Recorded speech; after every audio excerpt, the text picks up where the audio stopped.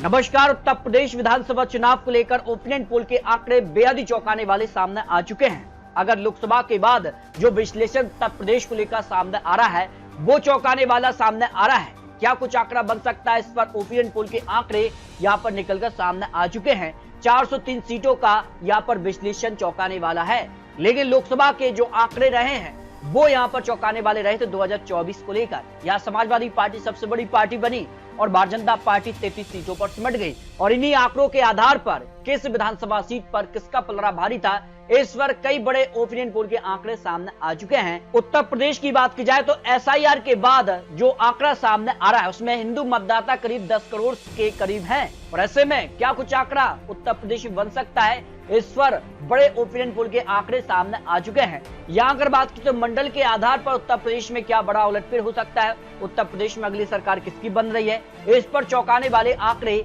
लोकसभा के जो नतीजे रहे हैं उसके आधार पर जो बढ़त यहाँ पर देखने को मिली थी उस पर यहाँ पर जो है ओपिनियन पोल के आंकड़े सामने आ चुके हैं। यहाँ समाजवादी पार्टी को लेकर बात किया तो क्या कुछ हलचल है, क्या कांग्रेस के साथ मिलकर चुनाव लड़ने जा रही है, बीएसपी क्या कुछ होगा। लेकिन मंडल के आधार पर बात की जाए तो यहाँ पर प्रयागराज मंडल से 27 विधानसभा सीटें आती हैं, जहां समाजवादी पार्टी को 14 सीटें, भारतीय जनता पार्टी को 12 सीटें और बसपा के खाते में 1 सीट जा सकती है। और यहाँ अगर बात की जाए तो बरेली मंडल की 26 सीटों का भी ओपिनियन पोल सामने आ चुका है, जहां भाजपा प्लस कांग्रेस के लिए 14 सीटें, भारतीय जनता पार्टी के लिए 10 सीटें और यहाँ पर बहुजन समाज पार्टी को 1 सीट और अन्य खाते में 1 सीट यहाँ पर जाती नजर आ रही है। उत्तर प्रदेश को लेकर बात की जाए तो आजमगढ़ मंडल की 23 सीटों का जो ओपिनियन पोल सामने आ रहा है, यहाँ समाजवादी पार्टी प्लस कांग्रेस को 19 सीटें मिल सकती हैं और भारतीय जनता पार्टी अन्य के खाते में 4 सीटें और अन्य पार्टियों को 0 सीट की संभावना ओपिनियन पोल में लोकसभा के जो आंकड़े रहे हैं उसके आधार पर सामने आ रहे हैं।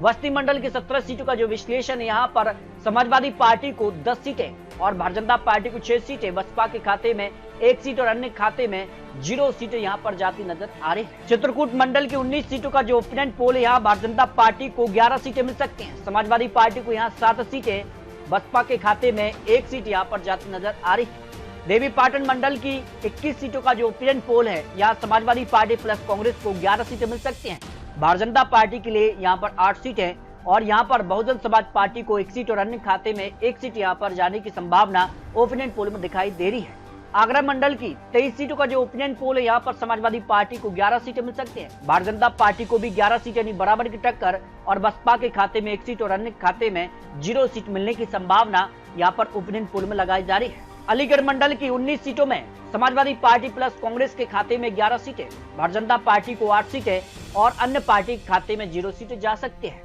गोरखपुर मंडल की 26 सीटों का जो ओपिनियन पोल, यहाँ पर समाजवादी पार्टी को 10 सीटें मिल सकती हैं, भारतीय जनता पार्टी के खाते में 15 सीटें और बसपा के खाते में 1 सीट की संभावना ओपिनियन पोल में लगाई जा रही है। अयोध्या मंडल की 27 सीटों में से भारतीय जनता पार्टी को 12 सीटें, समाजवादी पार्टी प्लस कांग्रेस के खाते में यहाँ पर 15 सीटें जा सकती हैं और बसपा अन्य के खाते में यहाँ पर 0 सीटें जा सकती है। यहाँ पर लोकसभा में भारतीय जनता पार्टी को नुकसान देखने को मिला था और विधानसभा चुनाव को लेकर भी काफी हलचल दिखाई दे रही है। वाराणसी मंडल की 25 सीटों का जो ओपिनियन पोल, इसमें 13 सीटों पर समाजवादी पार्टी, भारतीय जनता पार्टी को 12 सीटें यानी दोनों पार्टियों में ही कड़ी टक्कर देखने को मिलने वाली है। सहारनपुर मंडल की 15 सीटों में से भारतीय जनता पार्टी को 3 सीटें, समाजवादी पार्टी प्लस कांग्रेस को यहाँ 12 सीटें मिलने की संभावना ओपिनियन पोल में लगाई जा रही है। मुरादाबाद मंडल की 25 सीटों में से समाजवादी पार्टी प्लस कांग्रेस को 16 सीटें, भारतीय जनता पार्टी को 7 सीटें, बसपा के खाते में 1 सीट और अन्य खाते में भी 1 सीट की संभावना ओपिनियन पोल में दिखाई दे रही है। मिर्जापुर मंडल की 12 सीटों में से समाजवादी पार्टी को 7 सीटें, भारतीय जनता पार्टी को 5 सीटें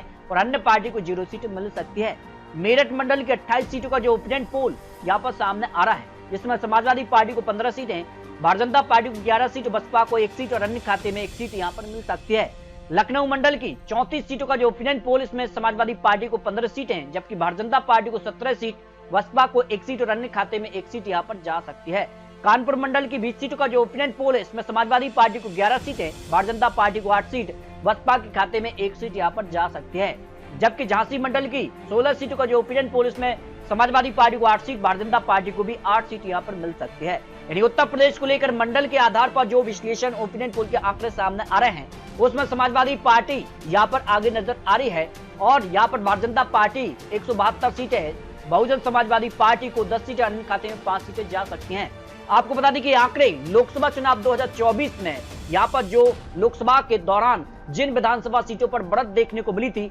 उसके विश्लेषण और आकलन के आधार पर ये आंकड़े यहां पर निकलकर सामने आ रहे हैं। क्या लोकसभा चुनाव के बाद सीधे तौर पर जो भारतीय जनता पार्टी की तैयारी है, उसके आधार पर क्या भारतीय जनता पार्टी 2027 में एक बड़ी जीत हासिल कर सकती है, या फिर समाजवादी पार्टी कांग्रेस लोकसभा के तर्ज के आधार पर यहां पर 2027 में वापसी करने जा रही है? अगर कुछ और आंकड़ों की बात की जाए तो यहां पर उत्तर प्रदेश को लेकर भारतीय जनता पार्टी एनडीए गठबंधन को 256 सीटों का अनुमान सामने आ रहा है, जबकि इलेक्शन तक ये आंकड़ा घट सकता है। यानी चुनाव के जो बीच वक्त बचा हुआ है, इस बीच भारतीय जनता पार्टी का जो ग्राफ है वो नीचे की तरफ आ सकता है। जो यहाँ पर इलेक्शन को लेकर जो सर्वे के आंकड़े 212 तक की आंकड़ा आ सकता है, जबकि क्षेत्रीय स्वतंत्र जो डिजिटल यहाँ पर है उसकी रेंज में 80 से 90 सीटों का अनुमान, जबकि समाजवादी पार्टी इंडिया गठबंधन की 135 सीटें यहाँ पर इस समय नजर आ रही हैं और माना जा रहा है कि इलेक्शन तक ये आंकड़ा 186 तक बढ़ सकता है। और जो क्षेत्रीय स्वतंत्र मीडिया का जो विश्लेषण है,